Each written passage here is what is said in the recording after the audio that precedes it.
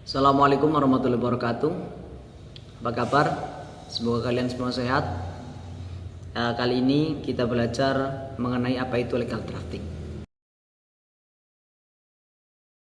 Legal drafting terdiri dari dua kata, yaitu legal dan drafting.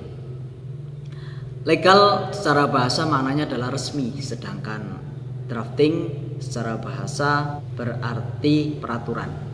Bisa kita gabungkan, legal drafting adalah suatu kegiatan yang menghasilkan suatu peraturan perundangan. Jika kita lihat dari sisi hukum, legal drafting itu berarti adalah kegiatan praktek hukum yang nantinya akan menghasilkan suatu peraturan. Dan peraturan tersebut akan dibukukan menjadi suatu perundang-undangan. Dalam studi kasus, contohnya seperti halnya ketika peraturan di suatu pondok pesantren, di mana di situ dilarang santri tidak boleh pulang ke rumah kalau tidak izin. Kalau menerjang maka akan ditazir. Nah, itu namanya adalah legal drafting. Sudah ada peraturannya tersendiri di pondok pesantren. Jadi tidak serta-merta peraturan itu hanya berlaku di pemerintah. Semua yang dinamakan organisasi pasti mempunyai suatu peraturan perundang-undangan. Dalam prosesnya sendiri, secara umum pembuatan peraturan perundang-undangan itu dibagi menjadi 8. Yang pertama adalah perencanaan, yang kedua persiapan, yang ketiga teknik penyelesaian, yang keempat perumusan, pembahasan, pengundangan, dan yang terakhir adalah penyebarluasan. Dalam pembentukan suatu peraturan perundangan itu harus sesuai dengan peraturan baku yang telah dibuat oleh pemerintah. Seperti halnya kejelasan tujuan, untuk apa tujuan peraturan perundangan itu dibuat. Yang kedua adalah kelembagaan, yaitu lembaga yang melindungi peraturan perundangan tersebut. Yang ketiga adalah rumusan yang transparan, tidak boleh mengandung unsur kerahasiaan antara satu pihak satu ke pihak yang lain. Yang selanjutnya adalah kesesuaian antara jenis, hierarki, juga materi yang diangkut. Dan yang terakhir adalah keterbukaan antara sesama pengguna peraturan perundang-undangan.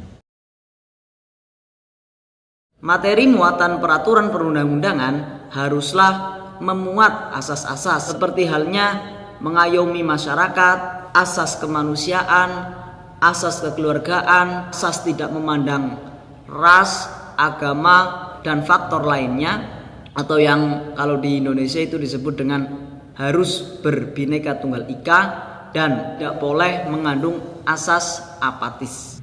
Hal-hal yang telah saya sebutkan itu tertera dalam bab 2 pembukaan peraturan perundang-undangan pasal 5 dan 6 Undang-Undang Nomor 12 Tahun 2011.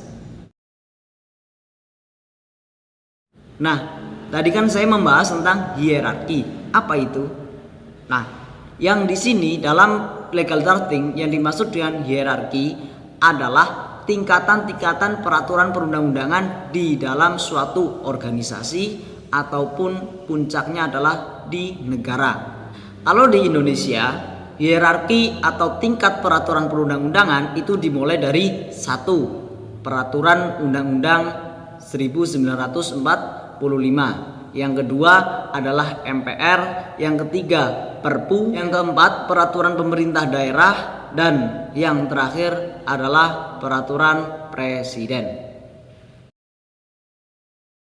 Contohnya seperti ini.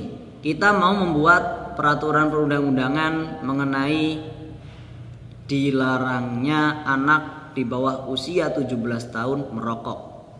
Nah, tentunya sebelum kita membuat peraturan 17 tahun ke bawah tidak boleh merokok, haruslah ada kajian-kajian ilmiah mengenai hal tersebut. Bisa kita lakukan dengan cara 1. Meneliti bahaya rokok.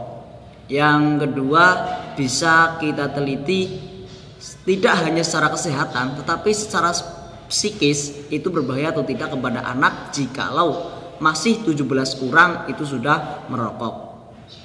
Hal-hal seperti itulah yang dibutuhkan dalam kajian ilmiah untuk membuat suatu peraturan. Oke, itu sedikit materi mengenai legal drafting. Semoga bermanfaat. Dari awal sampai akhir saya akhiri. Wassalamualaikum warahmatullahi wabarakatuh.